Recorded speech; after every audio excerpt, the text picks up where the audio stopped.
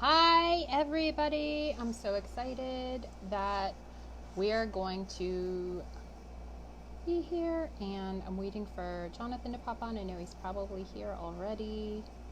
I'm just gonna wait for him to pop on. There he is!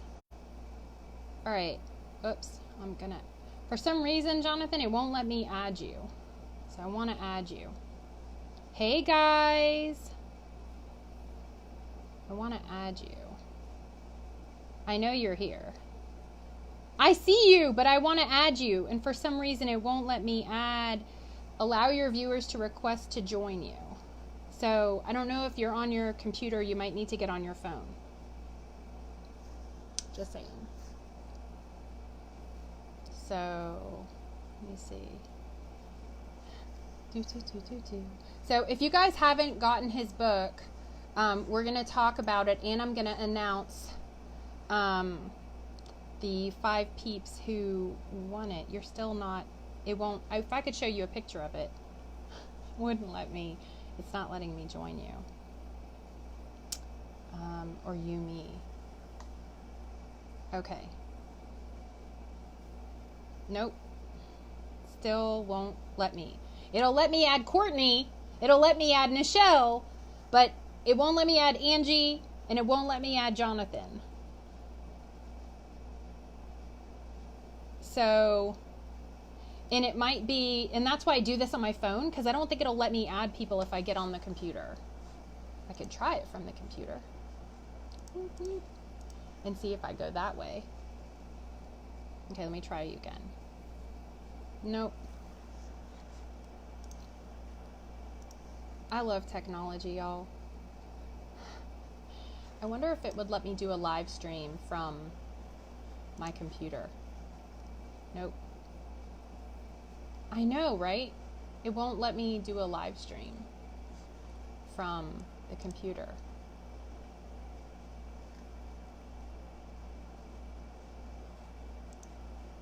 So I wonder if it'll let me do... Nope. Crazy, right? I wonder if he's able to get on his phone. We'll probably have to cut out the first couple minutes. I wish you could see this on my end, because it won't let me add you. Jonathan, are you on your phone? Maybe we should have done a run through. I was just telling him I do things so impromptu, and I just fly. And see, Sandy I can add, Courtney I can add, Nichelle I can add, Angie, I know you don't want to be added, but it won't let me add, because there's a little button that says, can you get on your phone? Because it won't let me add you from the computer. Okay. Yay.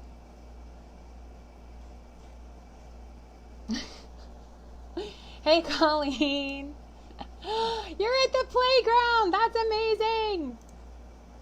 I love that. All right. So I'm just, being impromptu until we pop on. So once he pops on, hey guys. Okay, so I'm gonna just start in. Oh, hey Nan, how are you? I'm gonna start in and just kind of talking about Jonathan's book, because I think it's amazing. Hey Susan Ann. Let me see. There he is. Ta-da!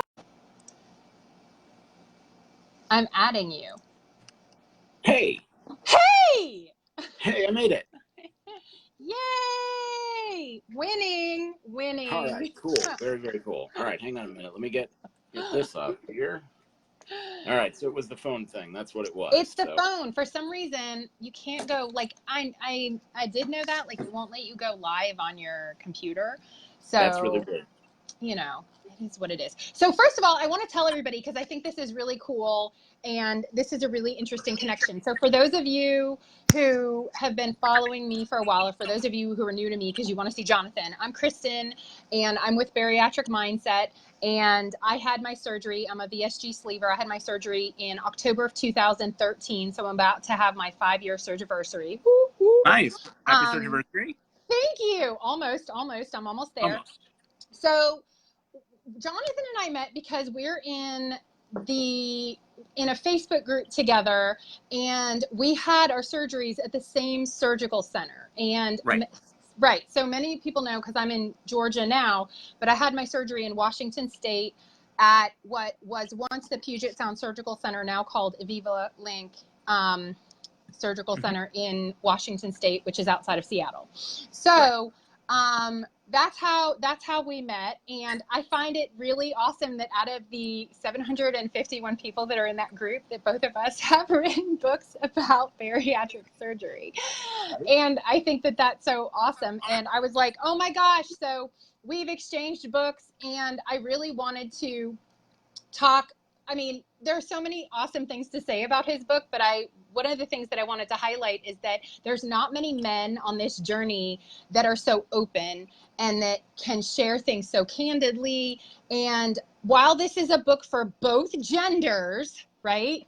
Totally. Hey, Christy. Oh, I'm in Woodstock, but my office is in Alpharetta, Christy. So whoop, whoop. But so this is the piece for men. Well, it is for both genders, because it's something that is so relatable to as a patient, regardless of whether you're, a man or a woman. And I also know some individuals who are transgender going through this. So I would say, no matter what gender you identify with, this is a great book for you, because it's all about the journey. Sorry, I'm trying to get my phone together. But that's where I was like, oh my gosh, this is amazing. So okay, that's my very impromptu intro, but I want to hear from you. What inspired you to write this book, and to share a little? We're going to talk about the book in a minute, but I want to hear a little bit about you and how you started your journey as a weight loss surgery patient, and then how you came across to write the book. Okay.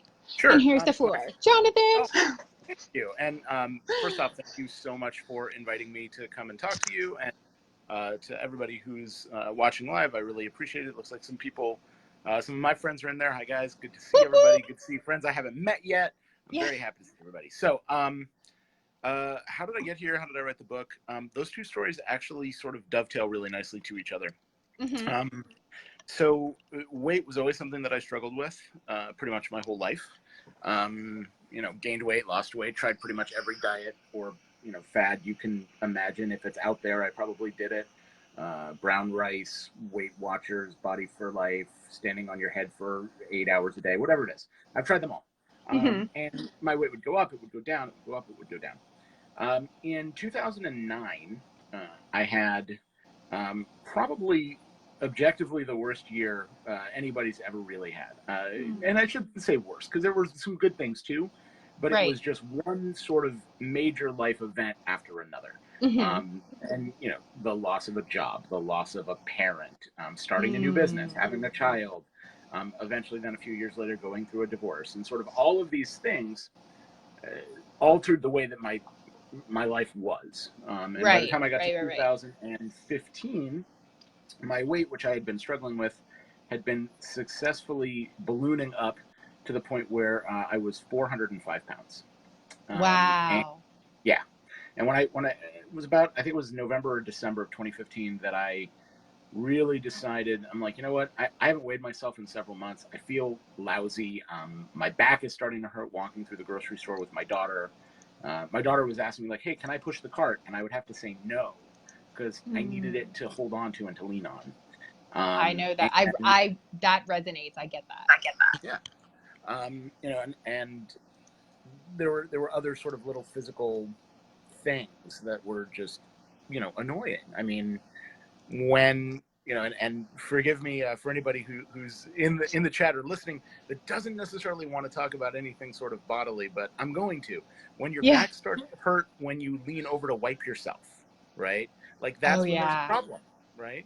And so I stepped on the scale, and for the first time ever, I saw a 4, and that 4 terrified me. I had been like 390, I'd been 380, but this was a 405, and I was terrified. And I actually got to the lowest point I've ever been at. I was convinced that if I went and saw my doctor, that she was going to tell me, hey, look, You're 38, actually 37. You have done as much damage to your body as you can possibly do. There is nothing more we can do for you. Go home, curl up, and wait until you die. That's where I thought I was. Really? That's where I thought I was. And I went and saw my doctor, Dr. Catherine Zay, who works at the Birth and Family Clinic out here in Edmonds, affiliated with one of the local hospitals. And she told me, nope, that's not what I'm going to tell you to do. I am going to increase your antidepressant, which was really helpful. And said, and you're just going to go home for a month, and you're going to focus on just really getting your mind in the right space, and then we're going to talk again in a month. Okay. She didn't talk about diet. She didn't talk about exercise. She didn't talk about weight loss, nothing. She just wanted me to get my mood under control and come back. I came back after, then I did a small personal retreat to my favorite place in the world, which is Walt Disney World. I'm a timeshare owner down there. I co-host the Disney podcast. But it was another weird trip. I went down to the Animal Kingdom Lodge, which is this beautiful, beautiful lodge near the Animal Kingdom. And you got animals right out your window, giraffes and bears and everything. Right. And I was supposed to be going for a Run Disney event to do a half marathon. And there was just no way that was going to happen. And I was actually I was embarrassed. I didn't want to go. I told my counselor, I'm like, nope, I'm just going to stay home and pretend I'm not there. And she told me to go anyway. And I did the weirdest thing I've ever done. I spent a week at a Walt Disney theme park, and I never left my hotel room. I stayed in my hotel room the entire time. I wrote, I watched TV, I meditated. I just used it as a personal retreat in a beautiful place.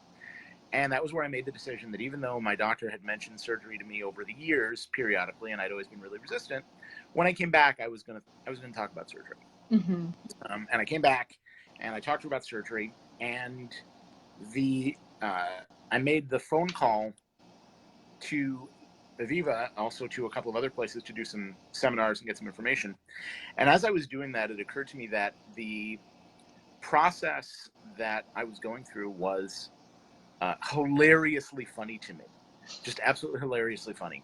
And my background, although I'm a lawyer by trade, my background is in theater and performance, and I've done stand-up and I do improv. I have kind of a interesting outlook on the world, and it occurred to me that what I was going through was really funny, and I needed to start writing it down just for me, like as a journal. Right. And that was actually how the book started, was as a journal.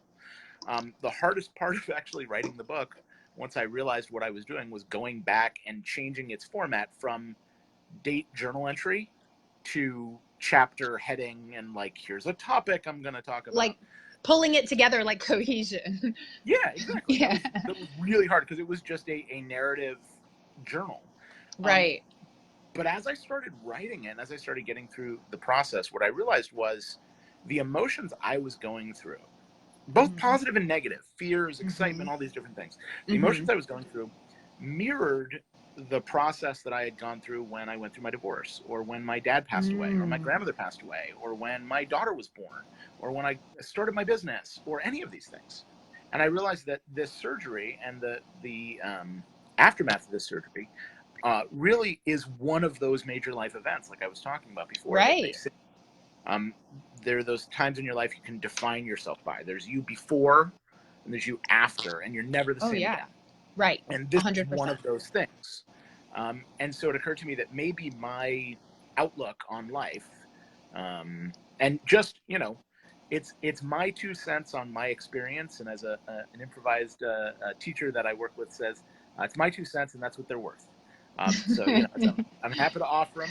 But I thought to myself, if what I'm going through and the way that I'm going through it can help somebody else get through a transition of some sort, right, whether it's a weight loss transition or not, great. That's my goal, is can I help somebody get from point A to point B?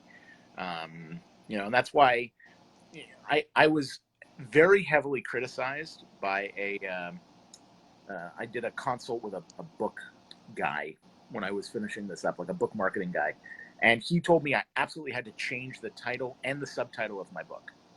He said they were for marketing purposes, he said they were terrible, because it should be something like the 10 best ways to lose weight, or the 10 things I learned after weight loss surgery. Like, I should have my search terms right there in my title. And I said, no way, because that's not what this book is about. This book is, for me, it's about finding myself, and it's about finding yourself, and about finding a way to find yourself. For me, the way that I did that was through this weight loss surgery. Right. But that may not be how you find yourself. Correct. Right.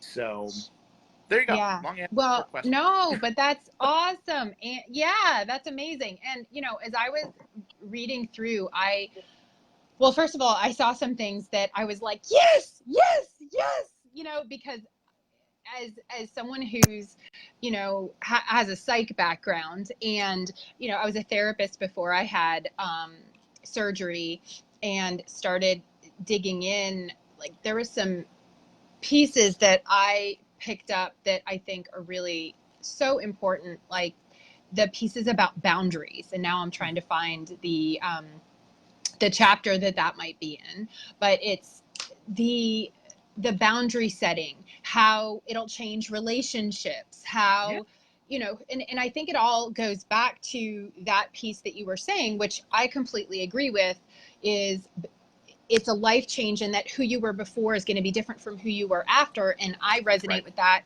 as a patient as well, because at 18 months post-op, I thought, and I don't say this in my book, but I tell this to people, and I've said this on live stream before, is I literally expected like the clouds to part and angels to sing, and that my life would just be amazing, because Wait, that didn't happen to you? No, Because that happened to me right at 18 months, actually. It was amazing. I was waiting for like this is the most amazing time of my life. And actually it was like, it was more of like, what is happening right now? I'm not exactly where I want to be. I'm smaller. I love my body, but holy crap. Now what? You mean I still have to work at this? You mean I actually still have to, take these action steps and do something? It's not just perfection. And right. Well, we both know that. But it was one of those things that brought me to the realization that it's so much more, and it is a journey, and it's not a destination. And the other thing that I wanted to share about it that I love is your experience with the CPAP machine, breathing, and how you were like, what do you mean I have to give up belly sleeping? And Yep. And thankfully I only had to give that up for a short period of time. I mean, I was only on the CPAP for about 6 months. But the sort of the funny part about that, right, is the fact that I had never been diagnosed with sleep apnea before. And when I went in for a surgical consult, my surgeon, Dr. Smooth Jazz himself, said, hey, I want you to go see the pulmonologist to get your sleep apnea under control. And I said, I don't have sleep apnea. And he said, yes, you do. I said, well, how do you know? He goes, because you have sleep apnea. I'm just telling you, you have sleep apnea. And of course I went in, and sure enough, I had sleep apnea. They got me on the CPAP, and small product shout out for you. I think it's Philips makes a CPAP mask. If anybody uses CPAP, called the Dream Mask, that actually goes around your nose and hooks up top of your head, up here, and it doesn't have anything protruding from your face or from the back of your head. You can sleep on your side, you can sleep on your face, and you can actually sleep however you're comfortable, because the tube comes out here. So really cool. That was the one that I used. But again, once the first like 80 or 90 pounds came off, it went away. So, and it's just, I love the idea of sharing what I've been through and my thought process on it. And from my viewpoint, I mean, you've got a background in counseling and mental health. I don't have a background in counseling and mental health, right? Like this is not in any sense a, professional book about here's the mindset you're going to have. If you want to learn about the mindset you need to have, bariatric mindset, that's the book you want to read. It's an amazing book. I love it. Thank you. My book is more about just what my life was like going through this, and what your life might be like going through it. And every now and then I get a little bit tongue in cheek. I mean, and I don't pull any punches. We're in my book, I don't know if we've said it, but I'm going to throw it out there. The title of the book is #sleevelife, losing half of myself and finding the rest. And beautiful title. Screw the guy who said it wasn't. Thank you. I talk about gas. I talk about dating. I know. I talk about, you name it. I talk about fears, death, you name it. Right. And I want to give you, if it's okay, I want to give you a sense of my personality that comes through in the book without reading to you from the book. So just a week or so ago, I went over to Aviva for a book signing event, and they asked me to give a little talk, a little presentation. And I went back to a question that a reader sent to me. Somebody, a guy named Jim, Okay. read an article about me in the Everett Herald, Okay. found the book and sent me an email telling me that he was considering this surgery, but that his wife was telling him that she thought it was cheating to have this surgery. Ooh. And did I have any detractors, and how did I deal with them? And of course, when I answered his email, I told him that, look, it's no more cheating than, say, taking medication for diabetes is, or treating a heart problem or anything like that. Obesity and overweight are not things you are, they are things you have. Correct. And are things you can treat. But the thing that I wanted to think about for the Aviva talk was, what? Maybe it really is cheating. And I came up with my top 5 reasons why it's totally cheating to have VSG surgery. And any of you who have had VSG surgery, you will understand all of these completely.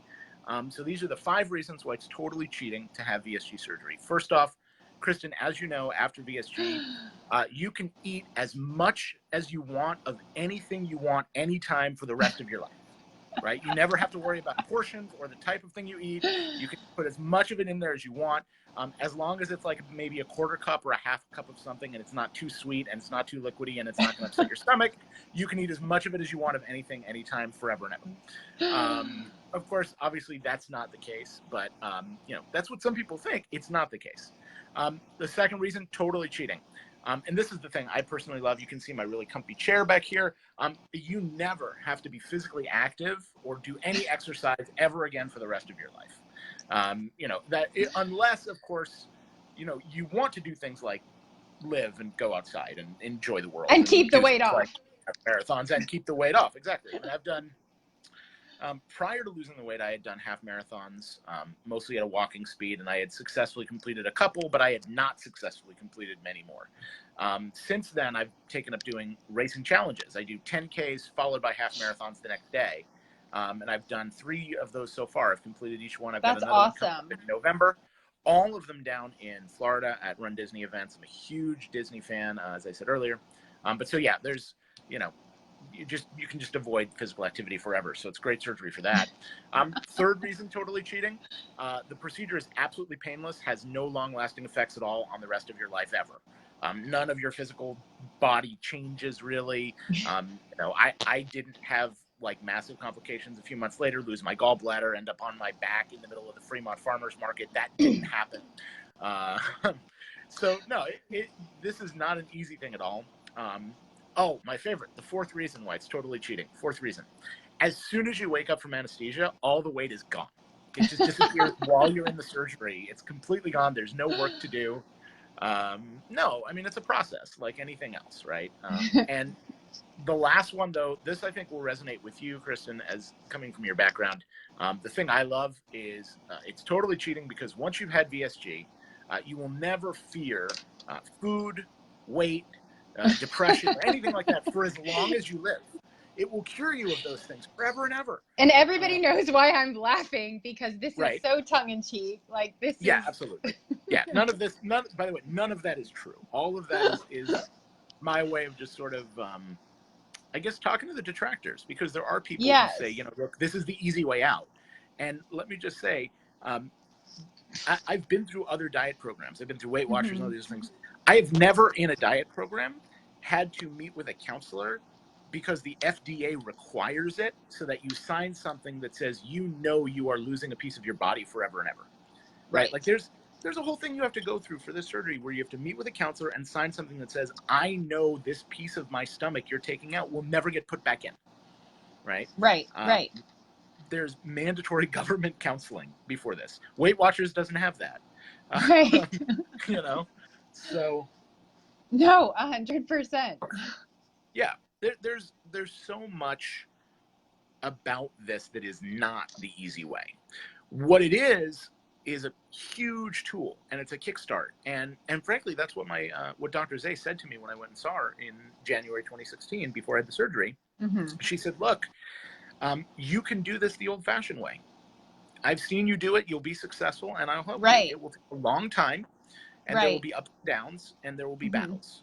Or we can talk about the surgery, which is really a giant kick in the right direction. Right. And then once that momentum's going, you get to pick up the ball and run with it. Exactly. And that's, I studied science before I went to law school. I wanted to be a doctor at one point. And so like physics, right? That if you got this giant boulder at the top of a hill, right? The hardest thing to do is get it moving. But once it's moving, the momentum can kind of carry it a little bit. Exactly. Right. So, right. But the other thing that I really talk about in the book that is really important to me is the idea of not just changing your physical life, but changing your emotional life. I have an entire chapter called Enjoying Sunshine. Yes, I love that. I think it's 26. I don't know the numbers, but it's according to the because I've got it up on it is. It's 26 because I was gonna start talking about 27, but go ahead. Okay. Enjoying sunshine. Go ahead. Yeah. Especially in Seattle, because big business for me in Seattle was the wintertime because of SAD, seasonal affective disorder. Sure. Yeah. And to be clear, when I say enjoying sunshine, I don't just mean enjoying the sun. I know. But what, like before this, my daughter calls me a bear. And there's lots of bear jokes in my world. There's bears everywhere. In fact, I think there's, hang on, yeah, here there's. There might be one in your backyard. Well, yeah, no, there's a bear. There's bears right there. My daughter gave me those for Father's Day that year. That's a little bear, a baby bear, and a papa bear. Anyway, and so. But I kept my house dark and cold and like a bear cave. Oh yeah. Because it was comfortable for me. It was safe for me, safe emotionally, safe physically. And as one of the first selfies that I have from after the surgery when I started to see some of the weight come off is of me outside on a walk, just walking literally to the mailbox to get my mail and with a big smile on my face. And I started realizing, hey, I like it. Not just in here, and don't get me wrong, I still like it in here, but I like it out there too. And there's all sorts of things. So I went on a date the other day. I was amazed at this, and I'm going to talk about that in a second too. But my girlfriend took me to the fair. That's the awesome. State Fair, and I used to hate going to the fair because it was hot and all the walking, and then you couldn't fit on any of the rides, and if you did, it was really uncomfortable, and because of the momentum of the size of your body, it was like, oh, maybe this ride's actually going to break and I'm actually going to die while I'm on it. Which, that does make it a little more exciting, but it is definitely it's an entirely new experience. Going to a theme park, going to a fair, doing something outside, heck, doing a half marathon, all of it is new. Right. So anyway, you wanted to talk about not 26, but 27. I do, but I want to read something if I can from 26 because I really also want to encourage everybody to get this book because it's really awesome. So it's on page 115. So, but this, hang on, I'm scrolling. Hang on. Okay, this I want to read because I think it resonates with my tribe, and they know who they are. They're on this call. So when I stay in the dark, it's not because I fear the light. It's because I like the dark. And that brings me to fear, which of course is the path to the dark side. Oops, my geek showing again. Fear of change is one of the most powerful fears there is. We know now. We are safe now, even if now sucks. Now is familiar. What's coming? That's scary because it could be damn near anything. But as my depression lifts, the future seems less scary and more hopeful. It could be damn near anything. It's amazing what happens when your chief coping mechanism, food, you didn't write that, but I'm including that, disappears. You are forced to actually think your way through things and figure out why you are really feeling. If I couldn't eat my feelings, I was just going to have to feel them, which, believe it or not, is the only way through them. You can't avoid your feelings. You have to go through, not around. The journey is just as valuable on the destination on this as the destination on this one, trust me. And then let me be clear, I didn't just bust through my depression without help. I was on antidepressants and in weekly counseling. So that, I think, is huge because there are so many people that don't recognize, that they do need that additional support after. And I still am in weekly counseling. Right, Every Monday. I call it Mental Health Monday. Mental Health Monday. I love it. I love it. I love it. And so this is what you said, these tools are what helped me develop the skills that I needed to start to make my cave a little bigger and brighter, cleaner, more open, more inviting. So I just read from that page, but that's like the essence of what I'm trying to teach people, is that this is the master computer. Mm-hmm. Yeah. I will say one thing. I was just criticized recently by another editor on I wrote a book for my office about the legal work that I do.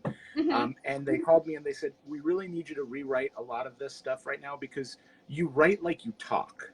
And we don't I write like I talk. And I'm like, yeah, but I do write like I talk. And so it's the number one thing that I've seen people say who've read this book is that it feels like sitting down and having a conversation with me. And that's exactly what I want it to feel like. I want you to be able to hear my voice and my speech patterns and all that. And I am currently working on, you guys can see I've got my nice recording studio and all this stuff. I am working on the Audible version of the book. So I will be able to talk you through you could probably listen to this thing in the 3 hours it'll take you to do a half marathon. So there you go. Right. There's a challenge. Right. So getting people listen to Sleeve Life as exactly. And I'm almost there. If I can just get my chapter 2 edited, it will be up on Audible. So I am so close. I'm so close. So, okay. So I wanted to talk about baking in bites, which is chapter 27, because the first part of that chapter says, Dado, let's bake. And so I think that is, a lot of people fear food after, and they're like, oh, I can never eat X, Y, or Z ever again. And yes, there's a sense of putting yourself in control and recognizing, and I love the part where you talked about, I cut a small 1-inch square corner of cake with a little dollop of frosting, and you talk about like your facial expressions and all of these things and how you were filling up after one bite. And then you started to question, like, how am I going to manage this? So it shows how the brain, you're going back into fear, right? Yeah. So that is something that is, you'd even said, and then trying to find it. But brownies, they're my favorite, and they're Ghirardelli. I just had enough room for a bite, but I'd want more. I'd likely cut too big a bite, and then I'd get fat again because I ate too big of a brownie bite in one day. And I'd undo the entire surgery just from one brownie bite, which is a clue that my negative self-talk was back rearing its ugly head. This is what I'm talking about. Like, that's why I was like, oh my God, we have to do this talk because it resonates so much. I think both of our messages in terms of really helping people to help themselves. And that's why I'm also really excited that this is going to be on Audible, because I think people need so much support. It's not just from me, from Bariatric Mindset, but there's got to be another voice. And, like I said earlier, not just for men, because I think that your voice is really good for men who are, and especially because you talk about your first sexual experience and all of these things, which I think is important for guys to hear.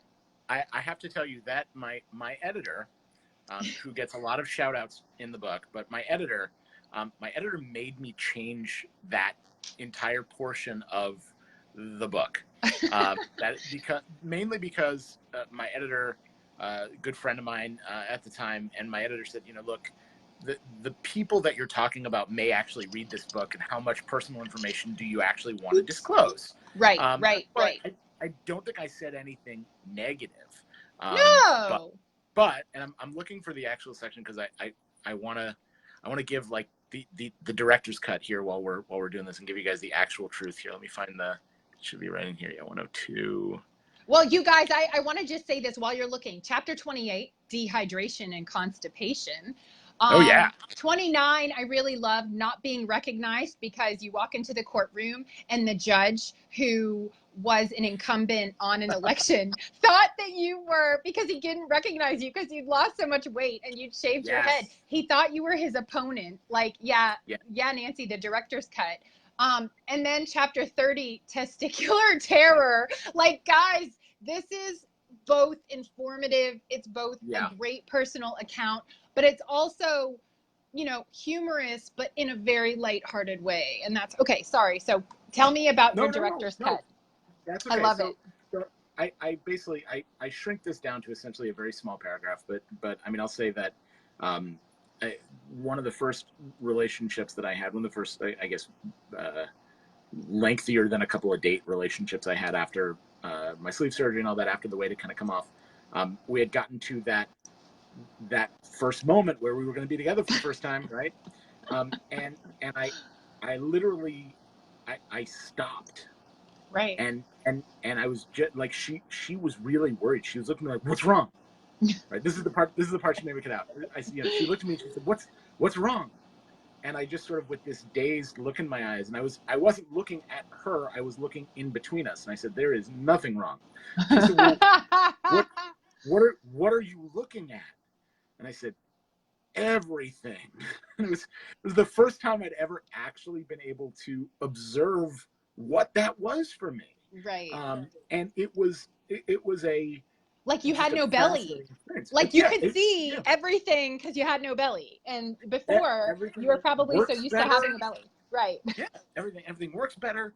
And I'll say this as an aside. I said I was going to mention this later, but one of the unintended consequences of all of this is the fact, and my counselor and I were talking about this the other day. For 4 years, I've been in weekly counseling, focusing on issues with self-esteem, self-image, dating, fear, anxiety, etc. And I am now in a good, solid relationship where I feel really That's safe and awesome. secure, and everything up here is quiet, and everything in here is quiet. And it is somebody who I met through Aviva, actually. Oh, wow. Yeah. And she actually saw an advertisement for my law firm at a local movie theater and reached out to me, and it's like the most amazing thing. And I was saying to my counselor the other day, the only people who can really understand how significant what I'm feeling personally is right now are me and her, me and my counselor, because she's like, yeah, getting to this point in your life where you feel like this, and you're physically feeling like this, you're emotionally feeling like this, hasn't just been something we've been working on in therapy. This has been 4 years of weekly therapy. Like, you've got a college degree in feeling this way at this point. And it's amazing. And it's something where if everything hadn't gone the way that it did, all the different pieces, and that's really important. Yeah, I did a lot of work, but I didn't do it alone. I had my doctors, and my surgeons, and my counselor, and my Facebook friends, and everybody involved. If everything hadn't gone the way that it did, I wouldn't be where I am, right? And I wouldn't be talking to you guys. And so don't think that whatever tool you're using for whatever process you're doing, don't think that that's in and of itself going to be enough. You still need that support network. You still need that chapter 16, being supportive and supportive. Yes. Yeah. And if you're looking around your support network and you're thinking to yourself, you know what, I don't have as much support as I need, and I say this right in the book, if you need somebody else to support you, email me. My email address is in the book, and I'll give it to you right now. It's Jonathan, JONATHAN, at sleevelifebook.com. You can email me. You can email me and just say, hey, I had a great week and I just want to tell you about it. Or you can email me and say, hey, I'm really struggling and I can't figure out how to only eat one bite of a brownie. Or whatever you want to tell me or talk to me about. I would love to, and I know we're running a little bit short on time, but I want to throw this out there if I can. It's called Sleeve Life, Michelle, and it's on, we're going to post the link in a couple minutes, but it's hashtag Sleeve Life. Thank you, Angie. And it's on Amazon. So we're going to post the Amazon link. It's on Amazon and Kindle, and it'll be on Audible soon-ish. But one of the things people asked me about, and it's going to be very different than a similar titled sort of thing. People asked me what my next project is going to be in terms of Sleeve Life, and people asked me about a Sleeve Life workbook, a companion workbook, and that is something that is in the works. But that's awesome. It is not going to be a workbook similar to the Bariatric Mindset workbook, where there's awesome like checklists and planning pages and those sorts of things. That I love, and I use that, and there's no reason for me to copy that or even come anywhere close to it. What I'm going to try to work on is getting people through the sort of mental hijinks that a normal, untrained brain might go through. how to get through I'm terrified of dying on an operating table. You know what? And that is needed, because I have a colleague who is thinking about the surgery, and she's been sending me messages, and if she sees this, she'll know who she is. And she's like, okay, am I going to have like gallbladder disorder, gallstones, and then die? Like, what are the chances that I'm going to be in pain for like months? And I'm like, you're going to be fine. Like, talk to your doctor. Like, so that's needed, because I think a lot of pre-op people don't know what to expect. And I think that's a big part of what people really, really need. Sorry, I didn't mean to interrupt you. Keep talking. So, can you hear me? Are you there? No. Okay. I'm going to have him pop back on. Come on back. Oh, you lost audio. Okay, I'm going to post the link in the group, in the little group chat. Oh, come back on, because I see you, but I can't add you. Oh, there you are. I'm adding you. Yay. Okay. I'm multitasking. I just posted. Are you back? Okay, good. Yep, yay. Sorry, Re-invite him. I did. The dangers of doing this on a cell phone. My phone rang. Oh, yes. And I actually had called a couple people, or texted a couple of people. I was like, do not call me in the next 45 minutes because I'm busy. So I get that. Okay. So I just posted posted hashtag sleevelife.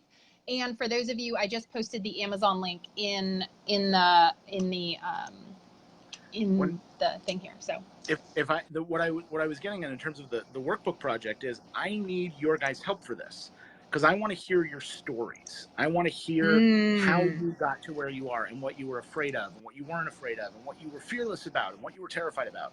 So if you guys do email me, Jonathan@sleevelifebook.com, yes, I would love to hear your stories so I can collect them and put them together into a workbook, and it would be great. And wow, I see Glenn Barker just joined. Hey, Glenn. And I saw a lot of other friends, Christy, Mary Beth, Carla. Hey, and Christy lives near me. I think Christy and I might be able to meet up. Christy, let me tell you, Christy and her family, like Christy and I don't think I've ever actually met face to face. No, we haven't met face to face, but her mom and dad were on an Adventures by Disney trip with me and my mom to Italy. In fact, surprise spoiler, the end of my book is my trip to Italy. And that's where I met her mom and dad. And she started listening to the podcast because she was a Disney cast member, and she's a big Disney nerd like me. And then when I was recovering from, I think it was my gallbladder surgery. So you did have gallbladder surgery after? Yeah, I had gallbladder surgery less than a year after. Mm-hmm. I basically had I had 2 giant stones. They were like the size of jawbreakers. They were so big they let me keep them. So I have them in a jar. Anyway, I think it might have been after my tummy tuck. Christy sent me this wonderful gray blanket from, there's like a company on Amazon that does these like feel better blankets. I can't remember the name of it, but it's got like all these really nice. Christy, if you're listening, what was the name of that blanket that you sent? It's got all these like feel better and hugs and all that, and it's like the softest, warmest blanket. Yeah, it's just amazing. Oh, Tammy's talking about family and friends scare tactics prior to surgery. Yeah. Oh, right? yeah, yes. Okay, so there's something that is necessary. Plus, the other thing that I think is necessary, something that we've already discussed, which is that people will accuse you of taking the easy way out. Yep, easy way out. And I know that you kind of, did that tongue in cheek on, here are the 5 reasons why it is the easy way out. And totally the easy way. But it's being, I love the sarcasm, because it's so important for people to realize, like, this is not easy at all. And I refer to it for a lot of people, not only as a tool, but I talk about the biological reset, how it reconfigures the hunger hormones in your stomach. And I have learned the clinical piece, the biological piece, because I think that that's important, because people think it is just calories in, calories out.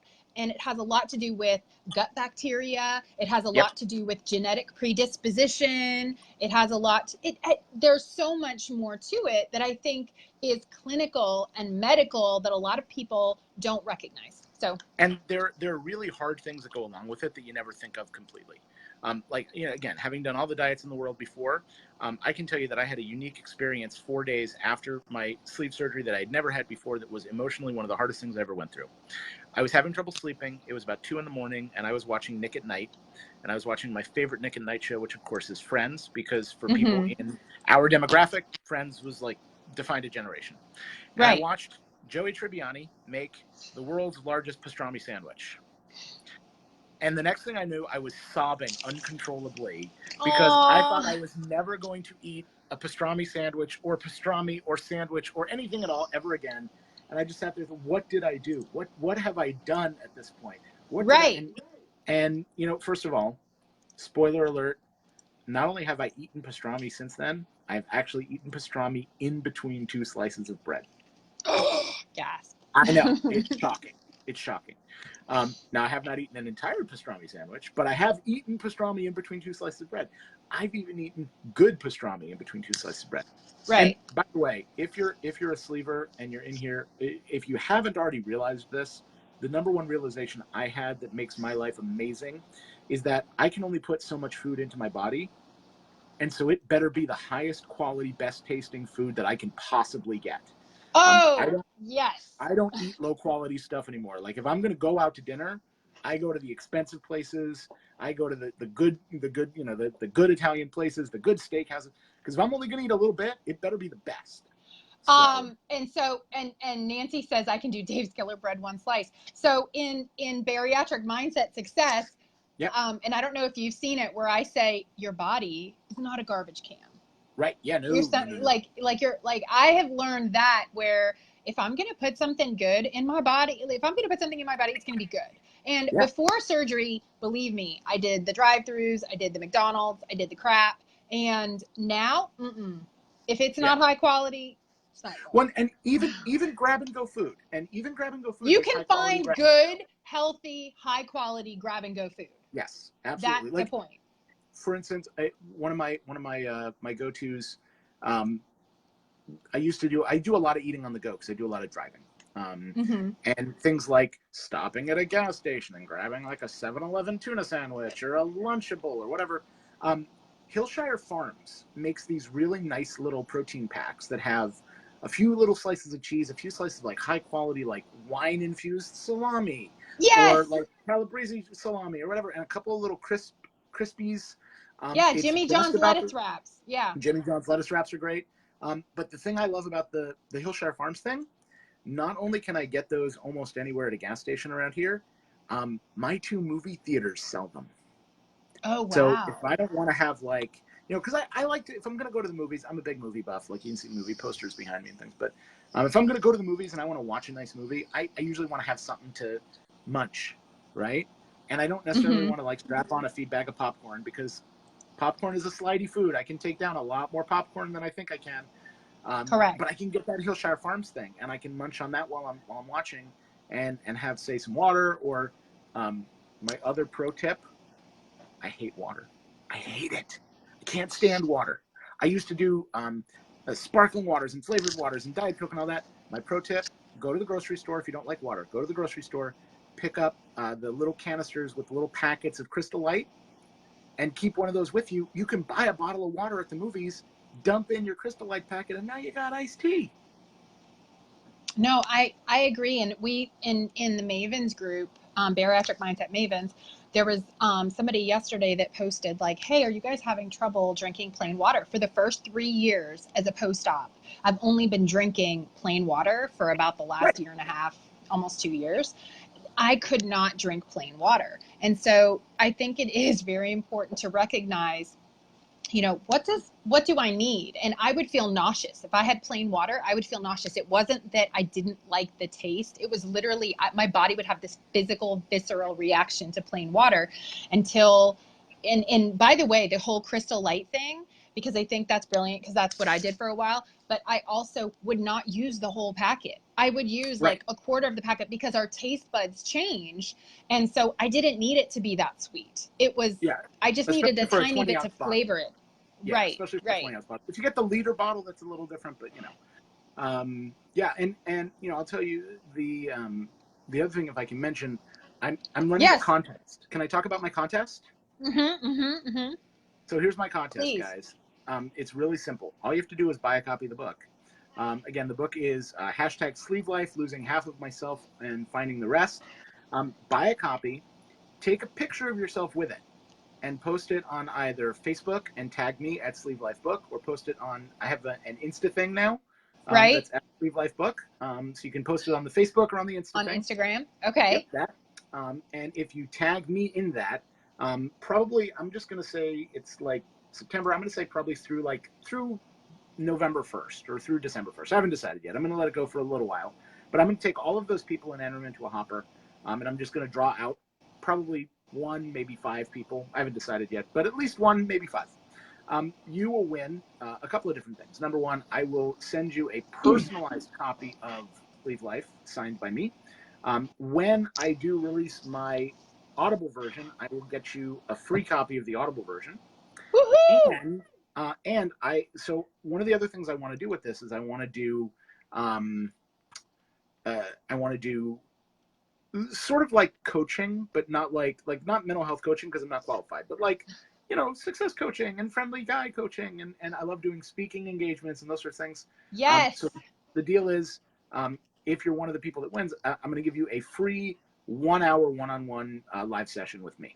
Good. So you get a free one-on-one like this. So if you're not enjoying hearing me talk, don't enter. Right? But if you like this, then enter. Absolutely. So.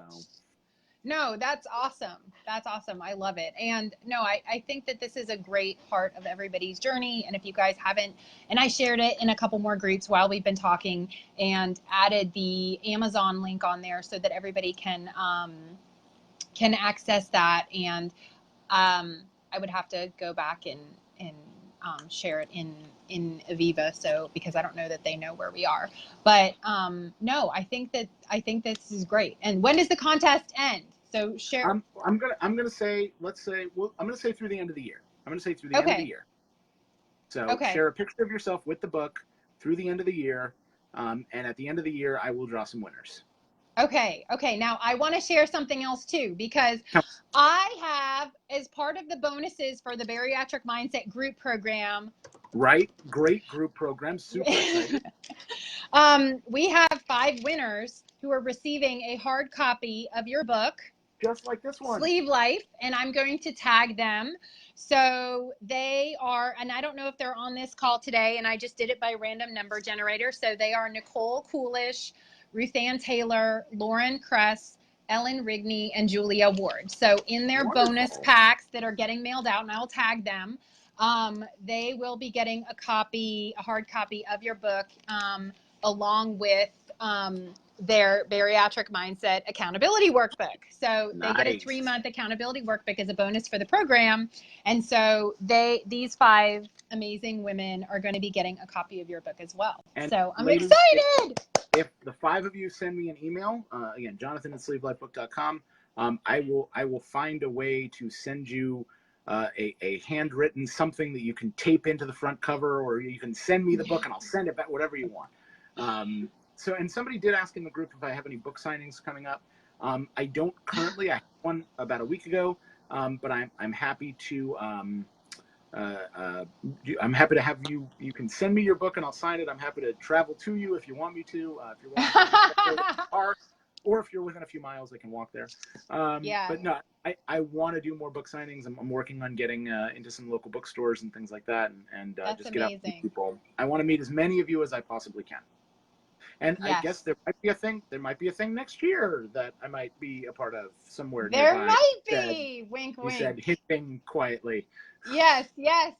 So no, I think this is awesome. And it's funny because I would love to come to Seattle and meet you in person. And I don't know, maybe we can have an Aviva reunion.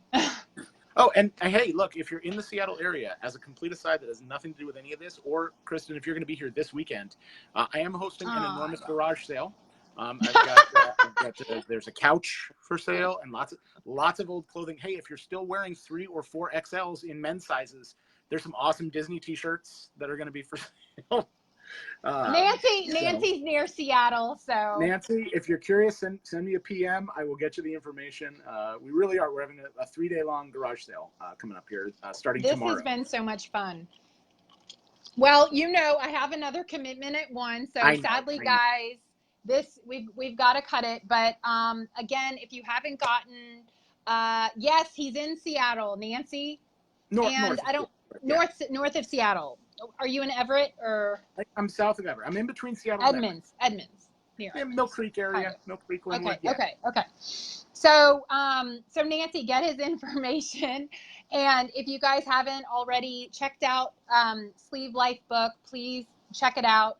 Sleevelifebook.com is the website, and then also feel free to check it out on Amazon. Sleeve Life, #Sleeve Life, losing half of myself and finding the rest. Also, please feel free to join us if you guys are looking for additional, the mindset piece, mental and emotional assistance after weight loss surgery. Come on over and join us in the Bariatric Mindset group, Bariatric Mindset Mavens. And if you're curious about what I do, yeah, he's in there. Feel free to hop on bariatricmindset.com and check me out. So I hope that you guys have an amazing day. And Jonathan, we will have to do this again once we get my podcast up and running and go deeper. So thank you for joining me. And thank you for having me. Yay! I appreciate it. Thanks everybody in the room. All right. We'll see you guys next time. Bye. Oh, now the phone doesn't want to stop. Of course.